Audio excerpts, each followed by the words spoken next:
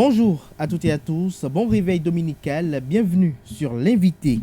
Le président Patrice Talon envisage une réforme ambitieuse de la gouvernance locale. L'annonce a été faite dans son message à la nation à la veille de la célébration du 61e anniversaire de l'indépendance du Bénin. Vieille de 18 ans, la décentralisation nécessitait d'être bien réaménagée. La décentralisation effective depuis bientôt 20 ans connaît des faiblesses qui impactent négativement le développement des communes, indique le communiqué du Conseil des ministres en date du 2 juin 2021. À l'unanimité, experts et élus communaux approuvent ce choix du gouvernement de réformer la décentralisation. Selon certains experts des questions de décentralisation et des élus communaux et municipaux, il y a des problèmes politiques au niveau des collectivités locales qui ne favorisent pas le développement. À cela s'ajoutent les problèmes des ressources humaines car les recrutements de personnel ne tiennent pas compte de la compétence ni des besoins de la mairie. Et pour en parler ce dimanche, chers amis internautes, je reçois pour vous quelqu'un qui a eu à expérimenter les textes en vigueur pendant 12 années. Il a pour nom Clément Yolonfon. Bonjour à vous. Bonjour, monsieur le journaliste. Il est ancien maire de la commune de Dangbo, ingénieur des travaux publics à la retraite. Il est avec nous ce matin pour partager avec nous ses expériences en matière de la décentralisation. Je vais commencer par cette première question d'entame. Monsieur le maire, lorsque vous avez appris l'annonce qui a été effectuée par le président Patrice Talon tout de suite, en tant qu'ancien élu communal, quels ont été les sentiments qui vous ont animé? Et oui, quand j'ai appris qu'il est question de réformer la décentralisation, j'ai dit, ça y est, la gestion de nos communes va être débarrassée des incongruités qui l'encombrent. J'ai dit ça parce que un maire, c'est un élu. C'est un élu au même titre que tous les autres élus de la commune. Et c'est lui qui est choisi comme maire pour diriger la commune et diriger le conseil communal. Mais dans les textes de la décentralisation, le maire se retrouve comme un esclave, je dis bien un esclave des autres conseillers communaux, rien qu'à cause de la possibilité qu'il soit le seul élu destituable. On peut le destituer pour un oui ou pour un non. Il n'a pas besoin de faire quelque chose de mauvais. La loi dit simplement que si le maire ne s'entend pas avec ses pairs conseillers, ils peuvent enclencher la procédure de sa défiance, c'est-à-dire ils peuvent le destituer. Et pour le destituer, il suffit simplement qu'il réunisse le nombre qu'il faut, les 2 tiers. Les 2 tiers. Les 2 tiers, c'est-à-dire ils ont besoin dans un premier temps de réunir la majorité absolue, c'est-à-dire la moitié plus 1. Si le préfet enclenche, puisque la loi dit que quand la destitution, le processus de destitution est enclenché, le préfet envoie une commission de conciliation. Et quand le préfet constaterait qu'il n'y a pas conciliation, il ordonne au maire de convoquer la séance de sa destitution. Et si lors de la destitution, les 2 tiers votent pour le destituer, il est parti. Est-ce qu'en tant que maire, vous avez eu à expérimenter ce que vous dénoncez ce matin? Ce que je dénonce là, j'ai été le seul maire au Bénin à l'avoir vécu 3 fois. 3 fois? 3 fois. Pourquoi? Et tout simplement parce que, je n'étais pas d'accord avec ce que les gens faisaient sur certains plans que j'ai dénoncés. Le problème foncier, je vais l'aborder si on y arrive là. On y arrivera. Donc, j'ai dénoncé le problème le problème foncier. Ça a suffi pour que tout se coalise contre moi parce qu'il y a une grosse mafia foncière qui avait dilapidé les fonds, les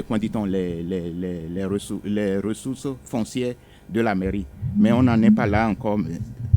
On y arrivera. Mais à vous entendre, ça veut dire que la décentralisation nécessite vraiment une réforme. Bien sûr que ça nécessite une réforme. Parce que toutes les fois où j'étais d'abord le seul maire de l'opposition, parmi les 77 maires, j'étais le seul maire étiqueté maire opposant, tout simplement parce que j'étais élu sur la liste G13. Il y avait le FCBE qui était sous le régime du président Boniaï. Du président Boniaï. Et il se fait que le député Saka Fikara, il m'avait repéré. Il avait compris que j'avais une certaine audience dans mon électorat. Il est venu me solliciter. J'ai fini par accepter parce que j'étais pratiquement disponible pour le faire. Je vous ai dit, je suis ingénieur des TP. J'ai exercé pendant 23 ans. Pendant les 23 ans, j'ai été nommé 5 fois en Conseil des ministres, donc j'avais de l'expérience à revendre.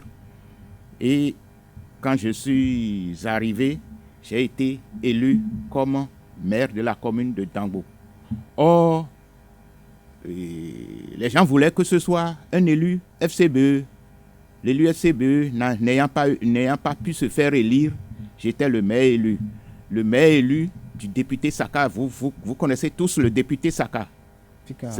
Saka Fikara, c'est un député coriace.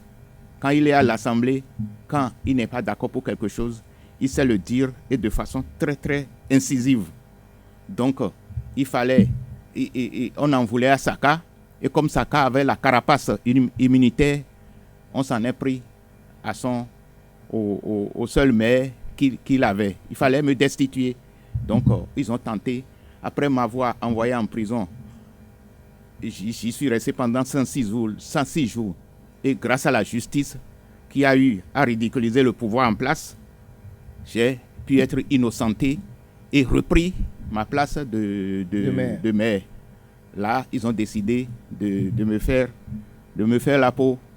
Donc, chaque fois, ils disent, bon, ils veulent me destituer. Comme le préfet, il est de la mouvance, il autorisait et ils enclenchaient la procédure et toutes les 3 fois, ils ont échoué. Mais qu'est-ce qui vous a sauvé à l'époque? C'est vrai que ce n'est pas l'objet de cette émission, mais qu'est-ce qui vous avait sauvé à l'époque? Puisque vous parlez du pouvoir en place qui était contre vous à l'époque. Bien sûr, bon, moi j'avais l'expérience que Zoti n'avait pas. Je savais qu'il fallait appliquer les tests. Eux autres, ils ne savaient même pas ce qu'il y a dans les tests. C'est ça le drame. Donc moi, j'exploitais les failles qu'il y avait dans les tests. Et il faut noter que le maire est très puissant. Le maire est très puissant. Ça fait partie des incongruités des tests qui existent et qu'il faut corriger. La première incongruité que j'ai soulevée et que je suis en train de soulever, c'est que le maire est le seul élu qu'on peut destituer. On ne peut pas destituer un CA, la loi n'autorise pas. On ne peut pas destituer même un chef village, la loi n'autorise pas. Mais la loi autorise la destitution du maire. Et non pas parce qu'il a fait une faute. Il suffit que les gens se réunissent le nom et disent gestion clanique, ils racontent des histoires. Gestion solitaire. Et ce qu'ils veulent mettre dans gestion solitaire, ils ne le disent jamais. Ils n'ont pas besoin de le dire. La loi n'a pas, il faut bien lire les textes. La loi n'a pas dit si le maire a tort. C'est-à-dire, sans preuve, aucune preuve. L'essentiel, c'est d'avoir le nom contre lui. Donc, le fait qu'il y a une disposition qui inclut les partis politiques dans la désignation des maires, des adjoints et des CA. Également, le fait que le parti majoritaire ou bien l'ensemble, la coalition majoritaire a son mot à dire dans la destitution du maire, ça fait que le maire une fois élu, s'il n'est pas, s'il ne rentre pas, comment dit-on, en disgrâce avec le parti qu'il a positionné, personne ne peut le destituer. Je pense que c'est une très bonne chose. Ça a sauvé, en tout cas, ça a déjà fait son expérience. Si on arrive là, je vais l'expliquer. Alors, en tant qu'ancien maire, et avec ce que vous avez vécu, qu'est-ce qui doit être fait pour éviter aux maires d'être quand même des victimes à la solde de ce fléau de destitution qui ne résulte que de manœuvres politiques? Le fait déjà que le parti doit donner son aval au préfet, puisque actuellement, ce qu'il m'est revenu, c'est que si les gens veulent destituer le maire, ils peuvent le faire, mais à condition que le préfet l'autorise. C'est ce que la loi dit. Maintenant, il y a une autre seconde condition qui est rentrée dedans et qui bloque la procédure de destitution. C'est qu'il faut que le parti dont est issu le maire donne l'aval au préfet avant que le préfet n'enclenche la procédure. Parce qu'une fois que la procédure est enclenchée, rien ne l'arrête. Rien ne l'arrête. Il n'y a que la dextérité et l'habileté du maire qui puisse arrêter sa propre destitution. Tout simplement parce que le maire ayant beaucoup de pouvoir, il peut agir sur certains conseillers. Il faut noter que parmi les conseillers, il y a toujours des nécessiteux. Il y a toujours des gens qu'on peut corrompre. Donc, le maire est obligé de jouer sur ce tableau pour pouvoir débaucher certains conseillers. C'est ce que je suis arrivé à faire par 3 fois. Parce que pour ne pas se faire destituer, il faut avoir la minorité de blocage du tiers. La minorité du blocage du tiers. Puisque la majorité pour destituer le maire, c'est les 2 tiers. Maintenant, si le maire n'arrive pas à constituer autour de lui le tiers pour que lors du vote, on ne puisse pas le destituer, ça fait son problème. Donc, quand on laisse la gestion de la mairie dans ce labyrinthe de destitution, le maire passe tout son temps à se défendre contre des gens qui veulent le destituer, non pas parce qu'il a fait quelque chose de mauvais. Non, pas du tout. Parce que sa tête ne plaît pas. Mais tout à l'heure, vous avez dit que le maire est très puissant. Très puissant. Qu'est-ce qui vous amène à dire cela? Tous les pouvoirs, c'est-à-dire, quand on lit les textes de la décentralisation, le maire à lui seul représente l'exécutif. Il est le seul exécutif, c'est grave. Ça veut dire quoi? Ça veut dire que tous les conseillers réunis, il est bien vrai que il y a le conseil communal qui est au-dessus du maire. C'est tout simplement parce que c'est le conseil communal qui vote qui vote ce que la mairie doit faire. Donc, une fois que c'est voté, une fois que quelque chose est voté, c'est le maire qui applique. Et il n'a plus besoin des conseillers pour appliquer. Il n'a plus besoin des conseillers pour appliquer. Il n'a pas du tout, il faut bien lire les textes, il n'a plus besoin des conseillers pour appliquer ce qui est voté. Ce qui est voté, c'est-à-dire, pour voter quelque chose, il faut la moitié plus 1. Par exemple, s'ils sont 19, la moitié, je pense que c'est 10, s'ils sont 19. Donc, s'il arrive à 10 voix autour d'une décision, la décision passe au niveau du conseil communal. Même si les 9 autres ont des revendications pertinentes et tout? Pertinentes ou pas pertinentes, la loi dit c'est la majorité. C'est ça la démocratie. C'est la majorité qui impose ce qu'elle pense être bien. Ce n'est pas mauvais. Bien sûr, la majorité peut être corrompue. Maintenant, si les conseillers votent quelque chose, ce qui est voté doit aller au préfet, qui doit approuver. Quand le préfet donne son approbation, ça devient exécutoire. Et quand ça devient exécutoire, ça revient au maire de l'exécuter. Ce n'est plus l'ensemble c'est plus le conseil conseiller, c'est plus le conseil communal qui exécute. C'est là où le maire est très fort. C'est-à-dire, quel que soit ce qu'on doit faire, le maire, c'est lui qui exécute. Il suffit que ça soit voté par le conseil et approuvé par la préfecture. Pendant que le maire tout seul est l'exécutif, et là, il exécute avec l'administration communale, c'est-à-dire les travailleurs de la mairie. Mais les conseillers qui sont élus au même titre que lui ne peuvent pas influencer quelque chose qu'ils ont voté et qui est approuvé par le préfet. Par le préfet. Alors, sur le plan de la gestion des ressources de la commune, quels sont les tares que vous avez relevés? Les tares que j'ai relevés... Généralement, on parle de fonds de FADEC, on parle de beaucoup de choses. Les tares que j'ai relevés sont énormes. Tous les ans, il y a des audits qui viennent à la préfecture, et quoi dit-on, dans les communes, pour vérifier la gestion des fonds FADEC, des fonds, des ressources propres et un peu de tout. Mais je vous assure que les résultats ne sont jamais exploités. Pourquoi? Moi, je ne sais pas.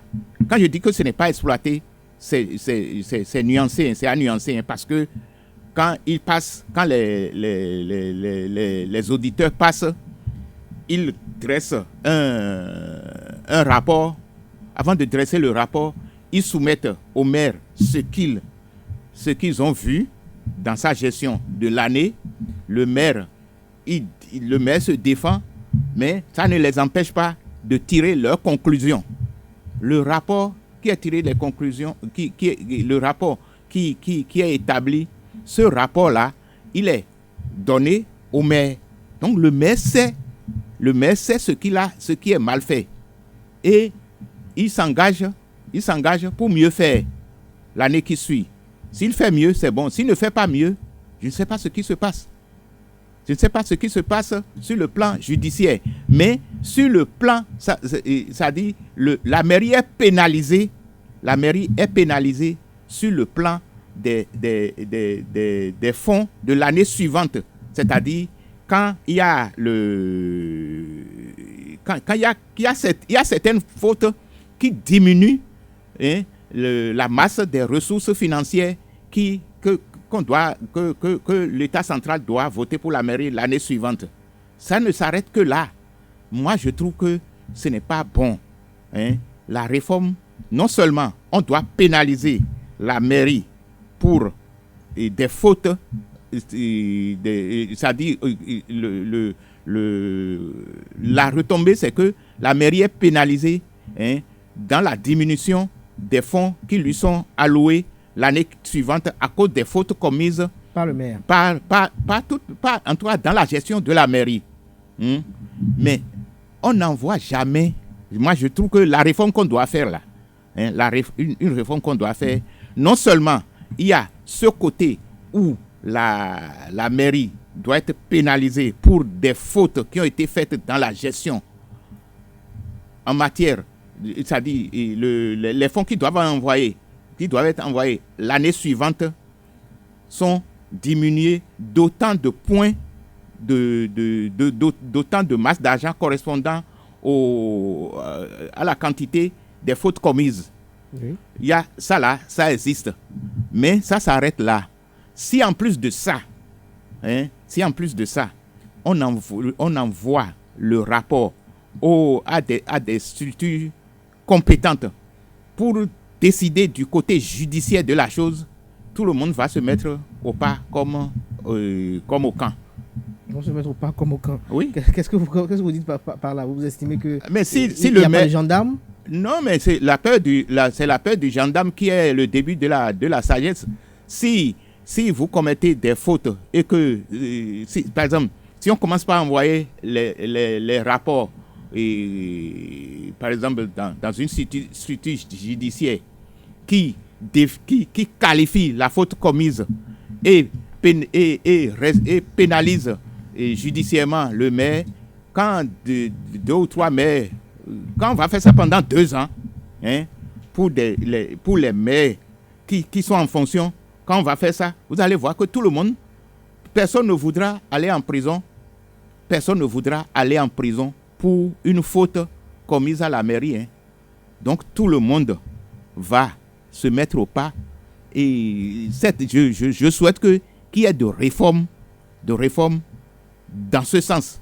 Il ne faut pas pénaliser seulement les ressources de la mairie pour les fautes commises par la mairie. il faut pénaliser également le responsable, hein, qui a commis la faute. Ça, c'est une réforme qui va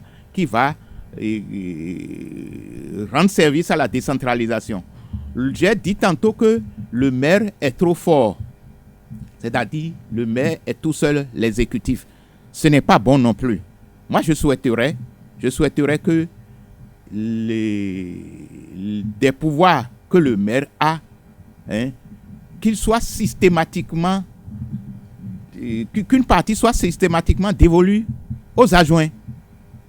Parce que les textes actuels disent quoi? Les textes disent que le maire délègue le pouvoir qu'il veut à qui il veut et il les lui retire quand il veut, sans se justifier.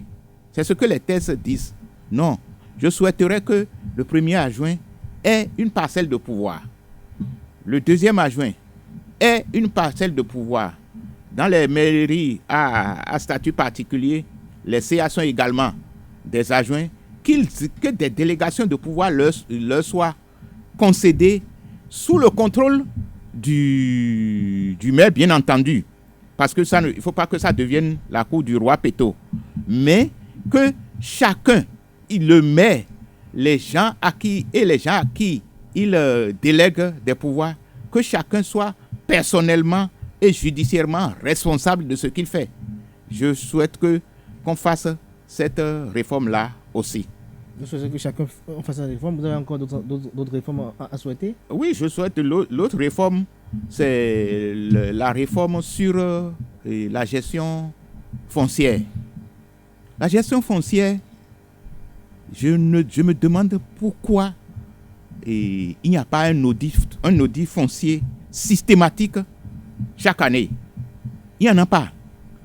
S'il y avait un audit foncier dans les 77 communes, je vous assure qu'il y a des phénomènes de 39 hectares qu'on va détecter dans la plupart des mairies. Je sais de quoi je parle.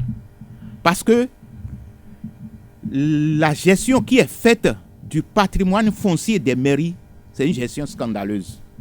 Pourquoi c'est une gestion scandaleuse? Quand on parle de lotissement, le lotissement, ça veut dire quoi? Ça veut dire que quand on a décidé de faire le lotissement, on décide ça sur une localité qui a une superficie donnée. Ça a une superficie donnée. Donc, avant de faire le lotissement, on fait déjà d'abord l'état des lieux. Et on répertorie toutes les propriétés privées, les propriétés administratives, on répertorie tout. Après avoir défini la superficie à lotir, on répertorie tout au sein de la superficie. Maintenant, pour faire le lotissement, on fait une projection dans le futur. Par exemple, si on fait une projection dans 50 ans ou 100 ans, pour dire, voilà, l'école que nous avons ici maintenant, ça a 10 mètres carrés. Dans 50 ans, notre population sera qui est aujourd'hui de telle quantité, aura une quantité 2 ou 3 fois plus grande. Donc l'école que nous avons aujourd'hui, qui nous suffit, ne suffira pas dans 100 ans quand la population que nous connaissons aujourd'hui va doubler ou tripler. C'est tout à fait normal. Nous allons agrandir l'école, en créer d'autres, et nous allons prévoir également s'il y a peut-être des infrastructures nouvelles dans ce périmètre qui ne va pas évoluer. C'est la population qui va passer du simple au triple, par exemple, dans 100 ans. Maintenant, le périmètre ne va pas évoluer. Mais il faut prévoir les infrastructures, il faut prévoir des terres pour les infrastructures qu'on va faire dans 50 ou 100 ans. C'est pour et prévoir donner un espace à tous ceux qu'on a répertoriés dans la superficie qui n'a pas changé maintenant et qui ne changera jamais.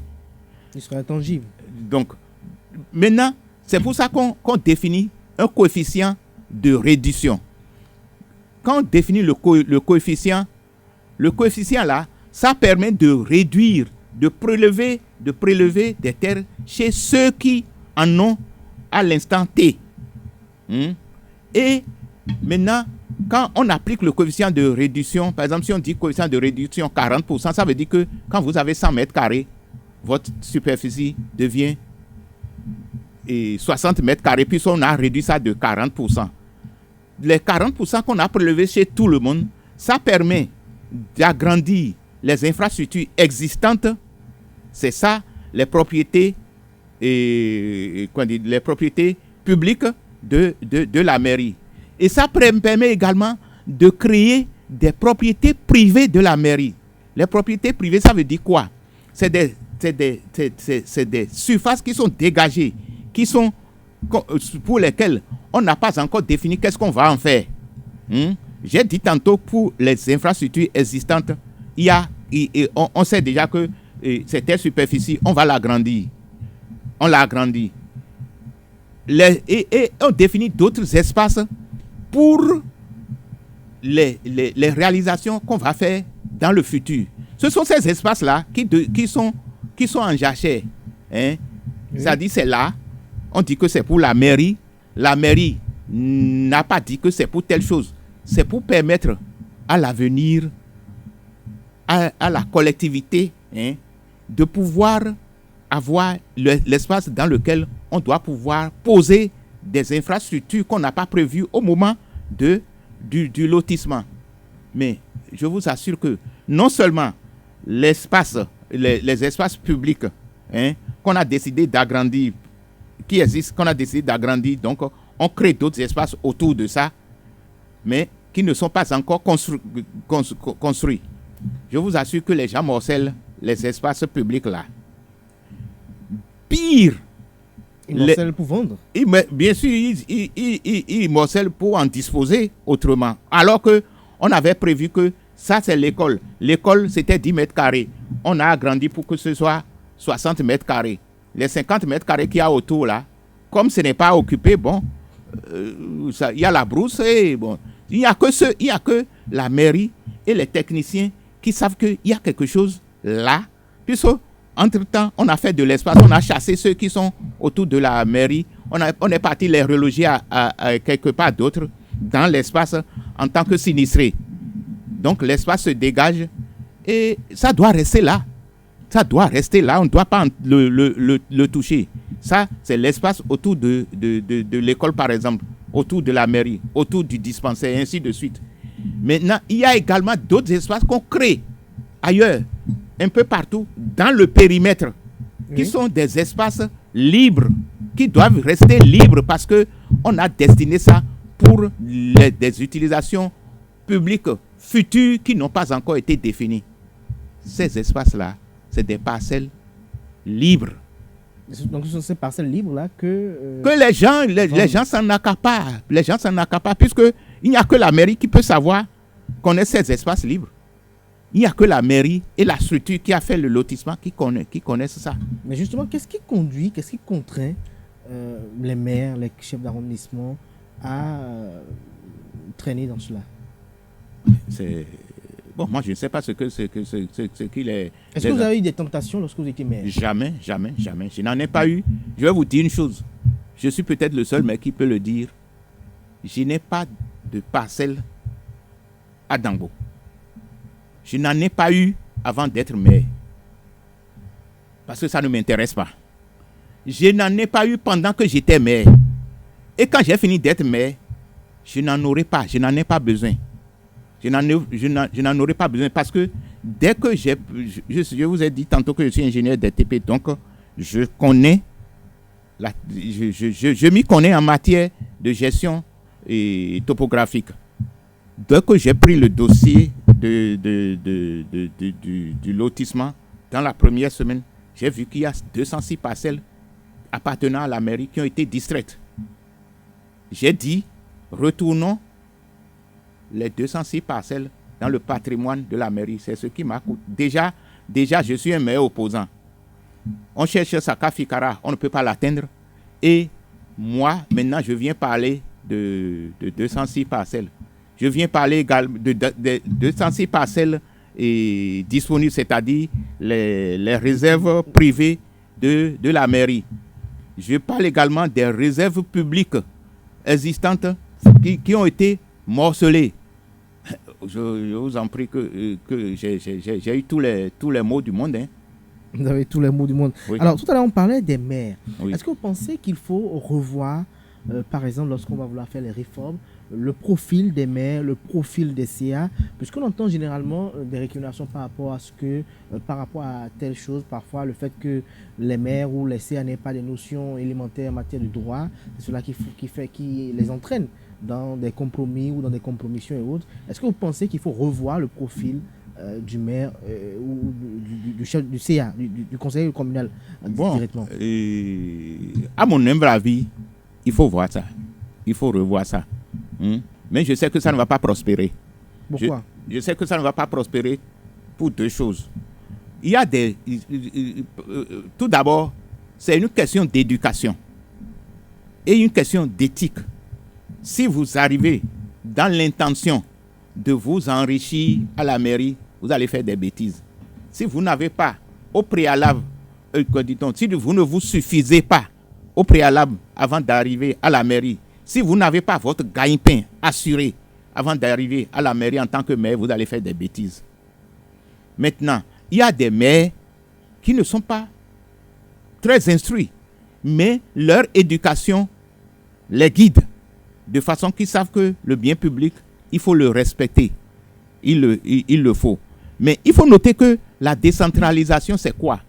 C'est le pouvoir central qui élisait les sous-préfets, qui a décidé de déconcentrer son pouvoir. Le pouvoir central, il est très gros. Il est multiforme.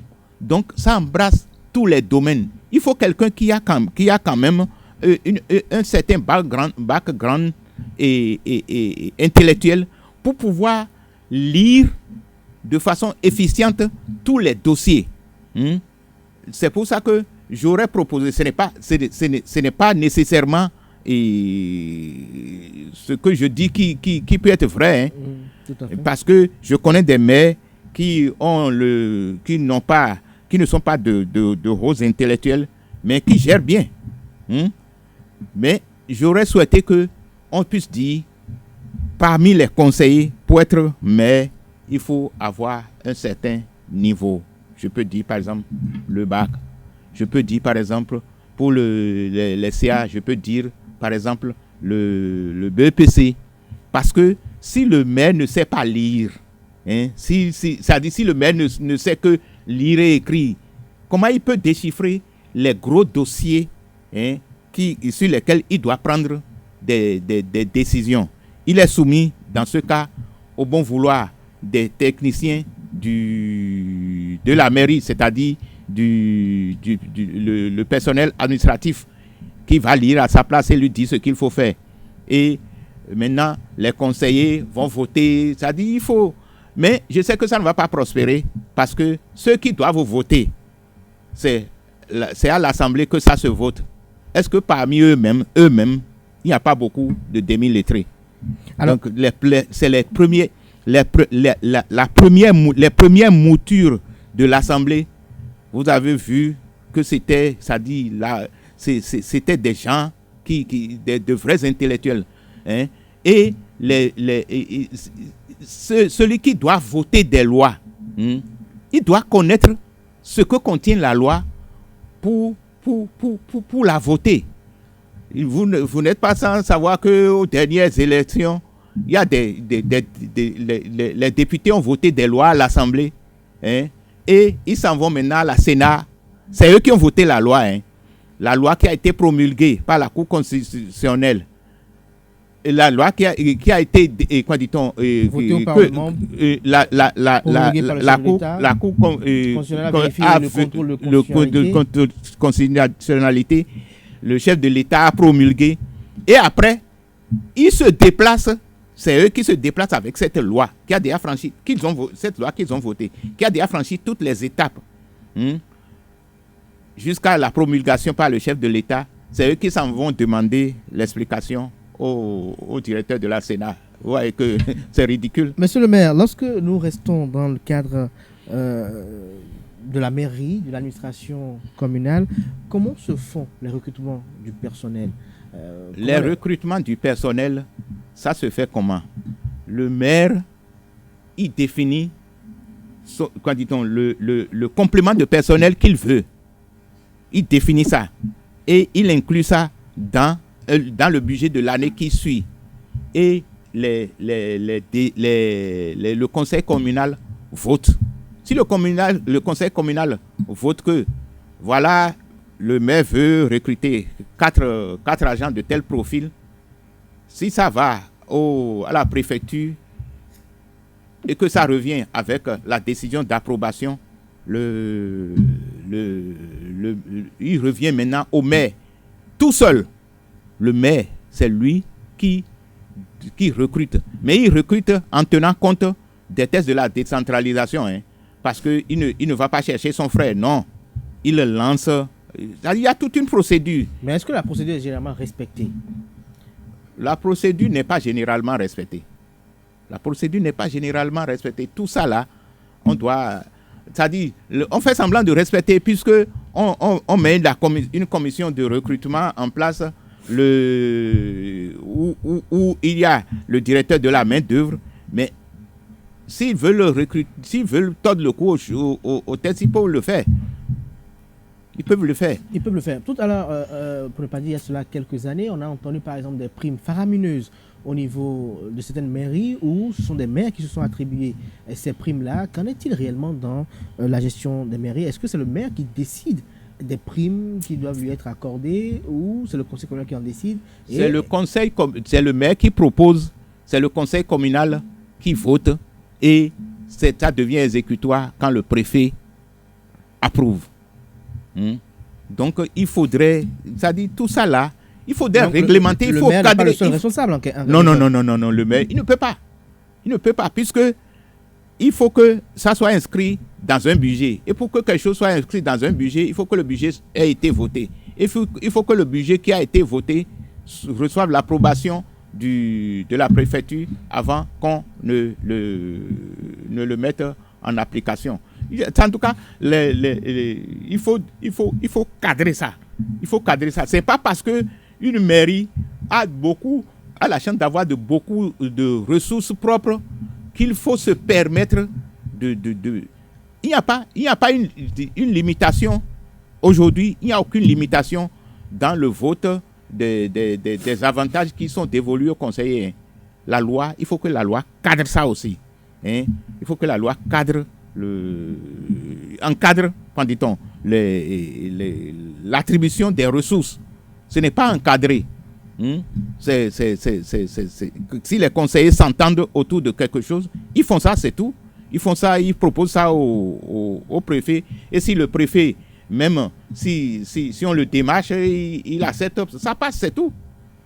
Ça passe, c'est tout. Donc dès que tout le monde est complice, dès que tout le monde est d'accord, dès que tout le monde se met d'accord, on peut commettre le crime. Donc c'est un crime en bande organisée. C'est un crime. La loi actuelle permet d'organiser des crimes en bande organisée en matière de l'attribution des avantages. Alors, tout à l'heure, on a évolué dans cette émission. Quels doivent être, selon vous, les rapports qui doivent exister entre un maire et son autorité de tutelle, le préfet ou le ministre de la décentralisation? Les lois qui existent ont déjà défini les rapports. Maintenant, l'incongruité qu'il y a dans le rapport, c'est ça que j'ai soulevé tout à l'heure, qui consiste la destitution et incontrôlée des maires.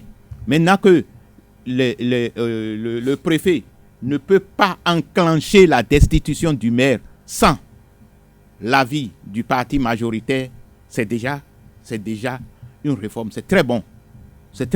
Ça a sauvé le maire de Adjoum tout dernièrement. Le maire de Adjoum, ils sont 19 conseillers à Adjoum. Vous n'êtes pour tout le tapage qu'il y a eu autour du maire pendant 2-3 mois, vous êtes tous au courant. Vous savez comment ça s'est terminé à cause de poissons et on n'a plus rien entendu. La configuration de la mairie de Adjoum, c'est 19 conseillers. Il y a 11 BR et 8 UP. Quand ils sont arrivés, bon, ils ont commencé. On entend, il y a dissidence contre le maire de Adjoum. Le maire de Adjoum est élu sur la liste BR qui a 11 conseillers. Donc, théoriquement, ils sont majoritaires. Rien ne peut le toucher. Mais vous savez que sur les 11 conseillers, la majorité s'est dégagée pour aller demander le soutien des UP qui n'avaient rien à foutre dans cette histoire. Ils n'avaient rien à foutre. Mais le maire s'est retrouvé, malgré sa majorité confortable de 11 sur 19, où il ne devrait pas avoir de problème, le maire s'est retrouvé avec une dissidence de 15 ou 16 conseillers. Or, les 2 tiers de 15 ou 16, les 2 tiers de 19, c'est simplement 12. Le maire s'est retrouvé avec 15 ou 16 conseillers contre lui. Vous vous rendez compte de ce que ça veut dire? Et quand ils ont commencé, et chaque fois quand ils vont en session, tout ce que le maire dit est rejeté. Ils ont écrit partout, ils ont demandé à enclencher la procédure de destitution, mais comme le parti BR n'était pas d'accord, le parti n'avait pas autorisé le préfet à enclencher la procédure, ça n'a pas été enclenché. Mais comment les choses se sont tassées? Le maire, qu'est-ce que les gens reprochaient au maire? Les gens disent que le maire a chassé des agents collecteurs, les agents qui collectent les ressources de la mairie au niveau des marchés et au niveau des carrières de sable. Il les a tous balayés. Il les a remplacés par d'autres. Maintenant, les conseillers qui en voulaient au maire disent qu'il n'a pas le droit de faire ça, alors que le maire a parfaitement le droit. C'est là où se trouve la force du maire. Le maire, il peut chasser qui il veut. Quand il veut, le remplacer. Puis il est l'exécutif. L'essentiel, c'est de le faire en respectant les tests de la décentralisation et les tests qui régissent la gestion du personnel. Le maire avait constaté quoi?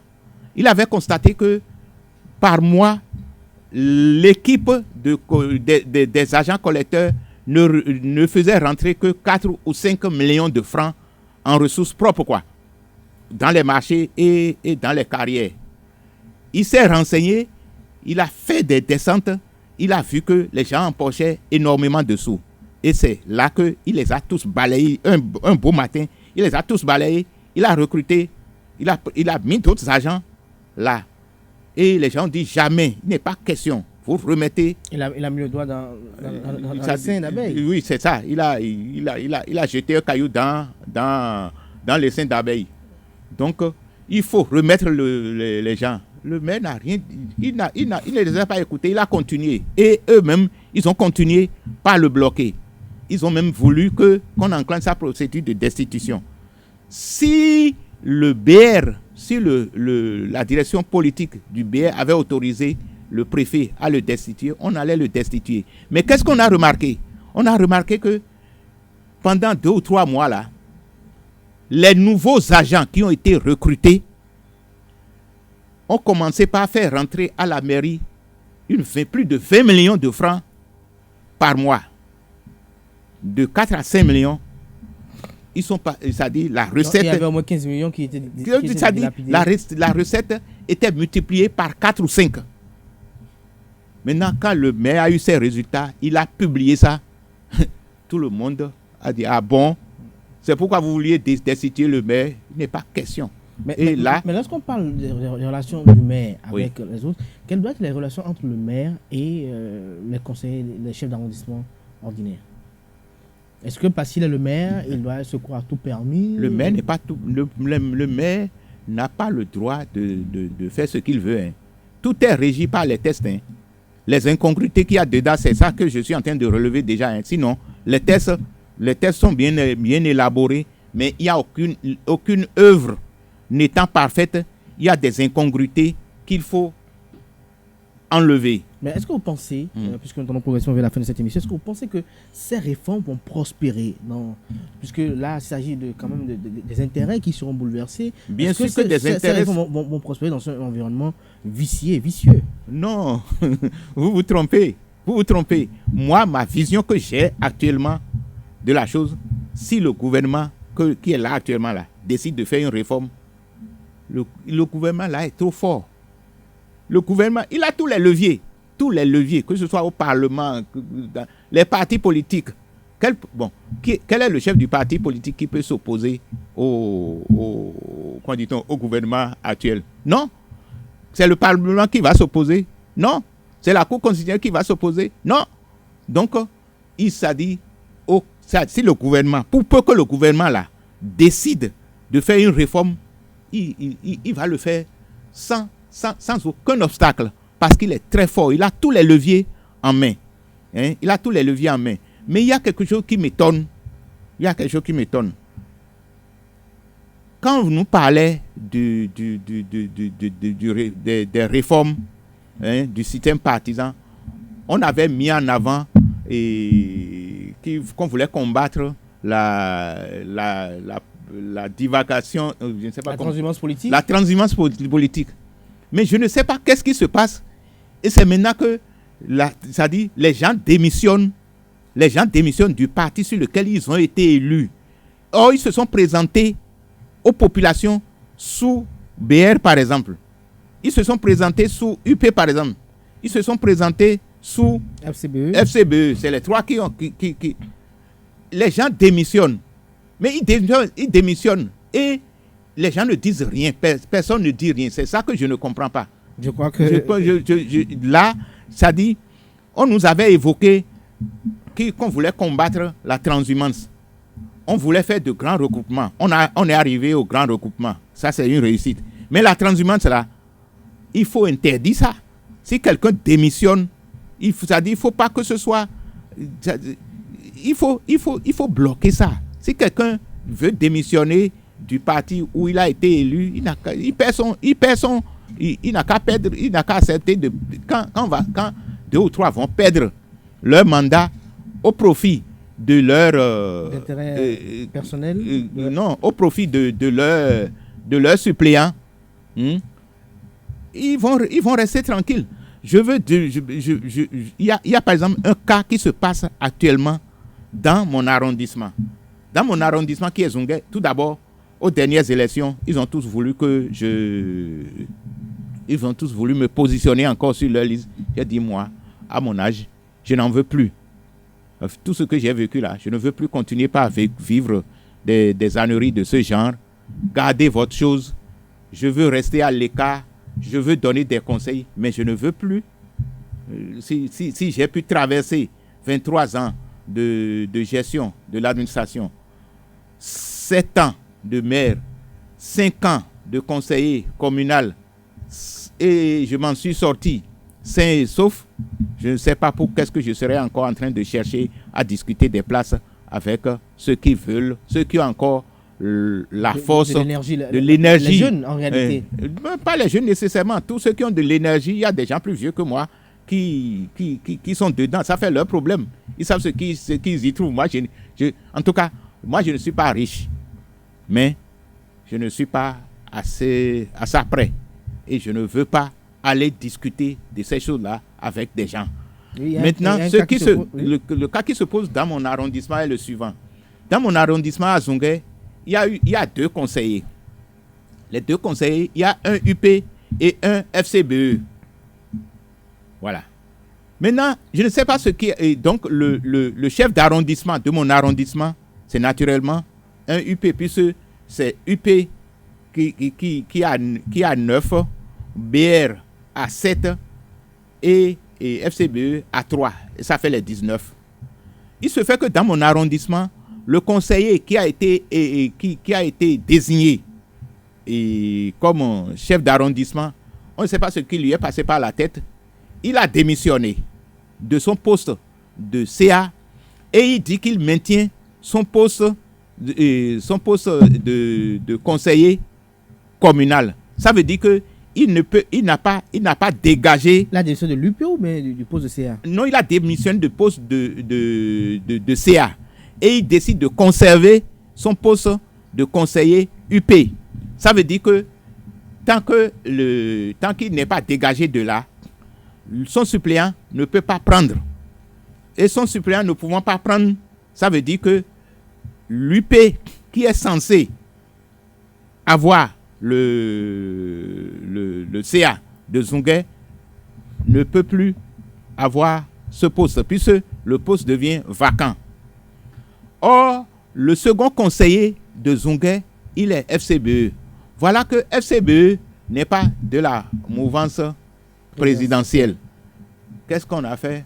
On a pris un papier pour nommer à l'intérim le deuxième adjoint qui est d'un autre arrondissement, qui ne vit pas là-bas. Bon, moi je trouve que le fait de l'intervention des partis dans la gestion des mairies, j'ai déjà dit que c'est hautement positif. Je l'approuve et il faut qu'on inscrive ça dans les textes, puisque ce n'est pas encore inscrit dans les textes. Il faut qu'on inscrive ça dans les textes. Mais on doit nuancer ça un peu. On doit nuancer ça pour les cas où tout est coincé, puisque actuellement, on a dit que c'est le parti majoritaire qui désigne le CA. Voilà que le CA qui est désigné a démissionné du poste de CA sans démissionner du poste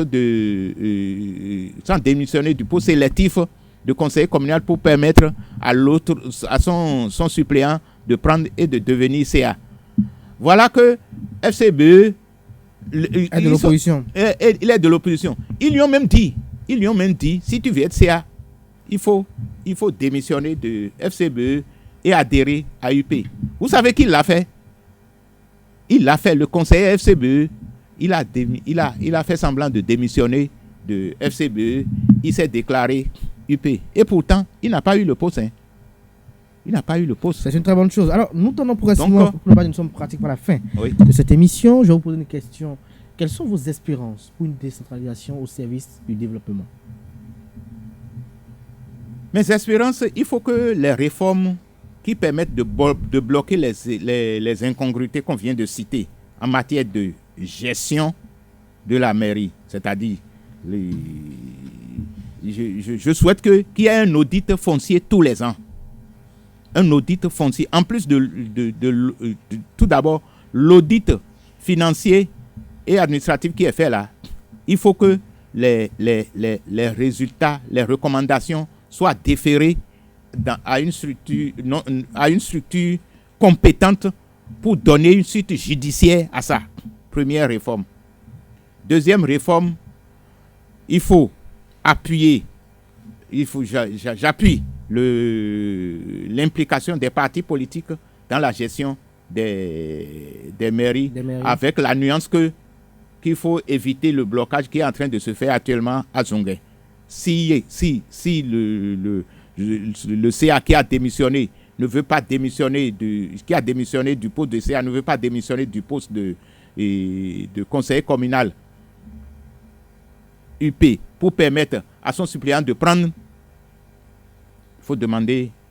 il faut laisser FCBE prendre, tout simplement parce que les populations, c'est-à-dire il faut que l'État central soit en harmonie avec la base. La base a décidé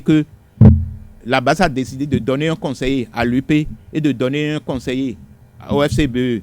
Si le conseiller UP, qui est majoritaire, ne veut pas prendre, on n'a qu'à laisser FCBE prendre. Je pense qu'il faut faire cette nuance. Et puis, ceux qui démissionnent en désordre là, il faut les bloquer. Quand vous démissionnez, vous êtes parti, vous avez levé la main devant les populations, vous dites que vous voulez être élu sur la liste UP, vous voulez être élu sur la liste BR, vous voulez être élu sur la liste FCBE. Les populations vous ont élu. Maintenant, arrivez à la mairie là-bas pour des problèmes qu'ils ne peuvent jamais expliquer, ils ne l'expliquent pas, moi je sais. c'est des motivations intestinales. De motivation intestinale. Oui. Dernière question pour conclure ce matin. Je vous ai présenté également en tant qu'ingénieur des travaux publics. Vous avez exercé ce métier pendant 23 années, comme vous l'avez rappelé au cours de cette émission. Depuis avril 2016, des travaux se font de part et d'autre sur toute l'étendue du territoire national, des infrastructures routières. Vous, en tant qu'ingénieur TP, lorsque vous vous promenez dans la ville de Cotonou, par exemple, lorsque vous voyez le bitume qui est réalisé, quelles sont vos appréciations sur la qualité? Récemment, nous avons également le pont de Fifadi qui a été au cœur d'une polémique. Qu'avez-vous à répondre à tout ceci? Pour ce qui est du pont de Fifadi, les gens ont déjà tout expliqué. Et ce qu'ils ont dit est juste. Le pont n'a pas de problème. Un pont est constitué de quoi? C'est constitué du pont lui-même, c'est-à-dire les travées qui permettent de franchir l'obstacle qu'est le cours d'eau. Et maintenant, il y a les rampes d'accès. Les rampes d'accès sont posées sur le terrain naturel, c'est-à-dire il y a des remblais qui sont posés sur le terrain naturel jusqu'à aller atteindre la hauteur du pont, de part et d'autre, quoi. Maintenant, le pont se construit dans un temps donné qui bien limité, mais les tassements du terrain naturel, les ponts sont faits sur des pieux, sont faits sur des fondations qui vont chercher le bon sol. Ça, le bon sol peut être à 20 mètres, 40 mètres, 60 mètres. On ira chercher le bon sol pour fonder le pont. Donc le pont ne bougera pas, ça c'est clair. Mais les rampes d'accès, c'est des remblais qui ont été faits pour rattraper le pont qui est construit. C'est-à-dire, on quitte le terrain, on fait des remblais jusqu'à atteindre la hauteur du pont et on fait le revêtement là-dessus. Ça peut tasser, c'est-à-dire, on appelle ça tassement différentiel. Ça peut tasser, c'est-à-dire, quand on commence par rouler dessus, ça fait un effet de compactage, un effet de vibration, et ça s'affaisse. Je pense que c'est ce qui s'est passé et ils vont le faire. Ça se fait même sur le pont de Porto-Novo. Le pont de Porto-Novo, qui a été construit par les Allemands. Vous avez vu, à l'entrée, quand on quitte Cotonou, quand on quitte Porto-Novo, par exemple, vous avez vu que quand on veut monter sur le pont, ça fait il y a comme une petite marche. Une petite marche, ça dit, il ne doit pas avoir, ce n'est pas marche, mais c'est une rampe qui est brusque. La progression de la rampe qui quitte la route pour monter sur le pont, ça s'affaisse. Et ça devient brusque. Donc, ça a déjà été réparé 2 ou 3 fois à Porto-Novo. Le pont, ça a déjà près de 30 ans. Mais ça a été déjà réparé 2 ou 3 fois. Je pense que c'est le même problème qui est en train de se poser. Maintenant, quand on se balade dans Cotonou, dans Porto-Novo, un peu partout, quand je me balade, quand je vois ce qui est fait, c'est beau, c'est bon. Et franchement, qu'on soit pour ou contre, ce qui est bon, ça permet aux populations de bien circuler un peu partout. Et c'est une bonne chose. C'est une décision formidable. Il paraît que la décision avait déjà été prise par le pouvoir passé, mais le pouvoir passé ne l'a pas fait. Le pouvoir passé ne l'a pas fait. Si le pouvoir actuel le fait, il faut le féliciter. Merci à vous, Clément Yonofou. Chers amis internautes, de cet entretien, on retiendra entre autres comme grande ligne que notre invité se réjouit de la réforme annoncée par le président Patrice Talon. La gestion de nos communes va être débarrassée des incongruités qui l'encombrent. Le maire se retrouve comme un esclave à cause de la destitution. Il a argumenté dans ce sens. Il a été le seul maire à être victime de 3 destitutions. Il nous a rappelé également les faits au cours de cette émission. Le maire est très puissant et il faut corriger cela, a lancé notre invité au cours de cette émission. Il salue la réforme effectuée sous le régime du président Patrice Talon qui implique les partis politiques dans la désignation des maires et également dans le processus de destitution des maires. Et pour lui, le phénomène de destitution est un labyrinthe dans lequel il faut sauver les maires élus ou désignés. Le maire à lui seul représente l'exécutif et c'est grave, a déploré notre invité ce matin qui est ancien maire de la commune de Dangbo. Il a parlé de la superpuissance du maire, il a argumenté, il nous a expliqué également tous les enjeux qui y concourent. Tous les ans, les audits viennent, mais les résultats ne sont jamais exploités. Il faut que cela soit transmis à la justice, a lancé notre invité au cours de cette émission. Il ne faut pas seulement pénaliser la mairie lorsqu'il y a des manquements, mais il faut aussi également le responsable puisse être conduit devant les juridictions compétentes. Il souhaite que les parties de pouvoir du maire soient transmises légalement aux adjoints au maire afin que le maire ne soit plus assez trop puissant et que les adjoints au maire également aient beaucoup plus des passerelles de pouvoir. Que chacun soit personnellement et judiciairement responsable des actes qu'il pose, a lancé Clément Yolonfon, ancien maire de la commune de Dangbo. Il faut des audits fonciers tous les ans. S'il en avait, on découvrait pire que les 39 hectares, a lancé notre invité au cours de cette émission. Il nous a édifié également au sujet des propriétés publiques et celles privées de la mairie. Il a exposé le niveau de putréfaction de la mafia foncière au cours de cette émission. Il faut revoir les critères d'éligibilité des conseillers communaux. Il faut que cela soit revu. Et pour lui, il faut primer les primes faramineuses des maires de part et d'autre. Il faut que cela soit revu parce qu'il nous a expliqué comment cela se passe. Il nous a expliqué également que c'est une action qui s'effectue en bande. Dès que le conseil communal est d'accord avec le maire, dès que le préfet a l'aval, cela peut se faire même contre la volonté du développement de la dite localité. Il faut que la loi encadre l'attribution des ressources. La loi actuelle permet le crime en bande organisée. Il faut que cela soit revu. Il faut encadrer et bloquer la transhumance politique, a lancé également notre invité. Pour lui, le parti dans la gestion des maires, c'est hautement positif. Et parlant de l'actualité, notamment le pont de Fifadié, il a dit que le pont n'a aucun problème et il a expliqué cela. Ce qui est fait est beau et bon et qu'on soit pour ou contre, il faut saluer cela. Il s'agit notamment des infrastructures qui sont réalisées de part et d'autre dans le pays. Rappelons que notre invité est ingénieur des travaux publics. Merci à vous d'être passé sur notre émission L'invité de ce dimanche. Clément Yolonfon, je rappelle que vous êtes ancien maire de la commune de Dangbo, ingénieur des travaux publics. Merci à vous une fois encore. Merci monsieur le journaliste. Merci à vous, chers amis internautes, pour l'attention. Portez-vous bien. Très bon dimanche à toutes et à tous. À très bientôt et bonne suite de programme sur ESAU TV.